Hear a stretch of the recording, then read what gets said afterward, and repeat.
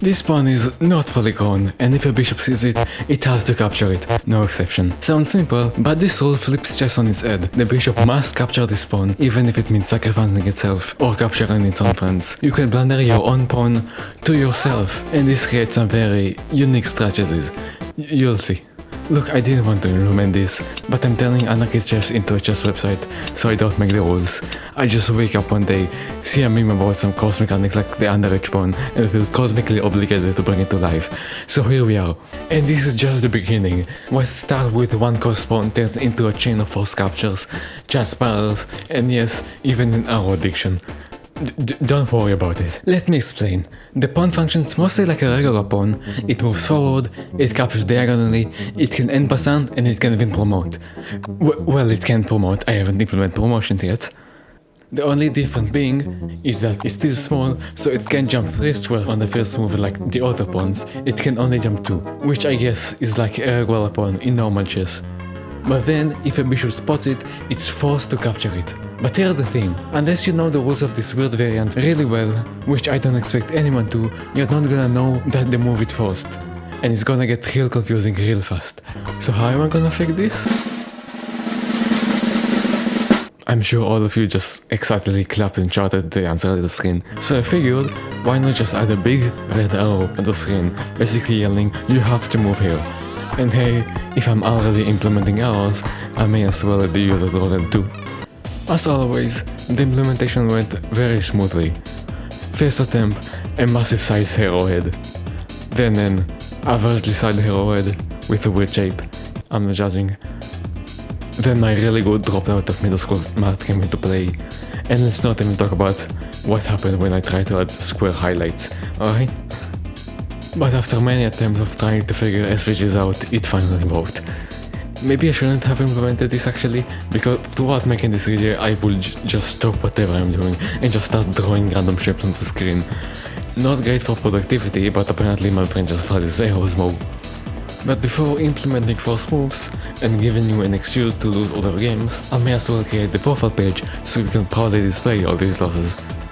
Profiles let you flaunt your username, avatar, rating chart, and of course, game history.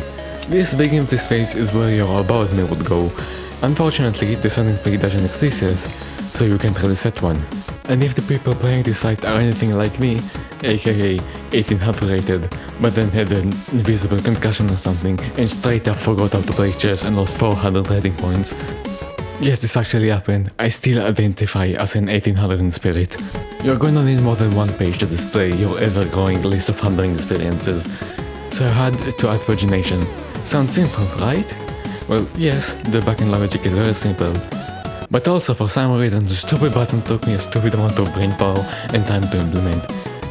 All I had to do is show the next 3 page numbers, and if you're near the end, show the last 3. I don't know why it took me so long to figure this out. Remember when I talked about new strategies with the underage pawn?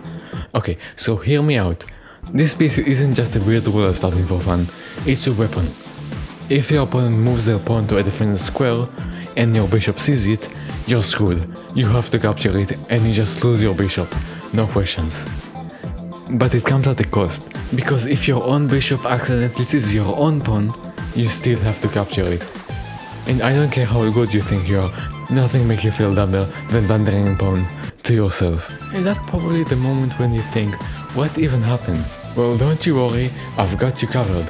Introducing the groundbreaking new feature, Move History Navigation. It's fully interactive, you can click through every move, scrub back and forth with the arrow key and relive the game as it's going. And shockingly, it wasn't as easy as play the moves in reverse to implement. Up to this point I was just sending the most recent fan from the backend and rebuilding the board from that. But now, to jump to any position, I would need to play the moves in reverse. Easy, right? Except, I never stored which pieces got captured, just where something was captured. So I had no idea what piece I was supposed to bring back. At that point, I could have added edge cases to make reverse work, but that's fragile and hacky. So I thought, screw it, I'll just include a fan in every move. So problem solved, right? Well, not even close. Ignoring the fact that it's inefficient and difficult to compress, taking 2 fans might tell you what changed, but not how. So if there are 2 identical pieces on the board, good luck animating it. So instead, I gave up and did it the right way. Now, I provide the initial fin, play all the moves up to the current state, and store the board at each step. This way, I know where everything came from, what was captured, what moved, and exactly what I need to display. After that, I figured I should do something about this chat, because right now it's just hello, hello, hello, hello, hello, repeating. It would be pretty cool if it actually worked. So now, you can talk with your opponent mid-game and say things like, now obviously I don't want things to get too wild, so I added rate limiting. Basically every user has a little invisible bucket. Every time they send a message, we drop a token in it. The bucket has a limited capacity, so when it's filled, you can't send messages anymore. But then, over time at a fixed rate, one token is removed from the bucket. So let's say the bucket capacity is 5, and the bucket refill rate is every 3 seconds, and then you send 5 messages in a row, you will have to wait 3 seconds for one token to be removed, and then you can send one more message. If you're wondering how I got these numbers, I used the highly scientific approach of trying random things until it looked good.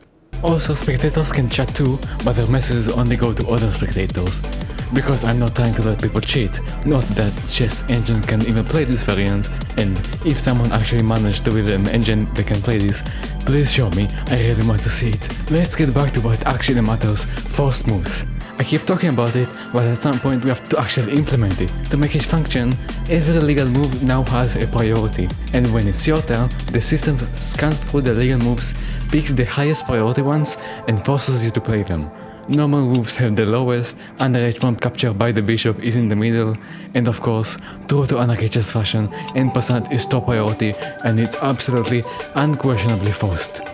Talking about n%, does anyone else think it's weird you can only capture one square to the side?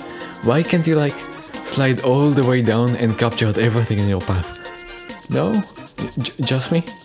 Well, I sure can't wait for this to become a real thing, but that's gonna have to wait for next time. So if you want to see it, make sure to subscribe.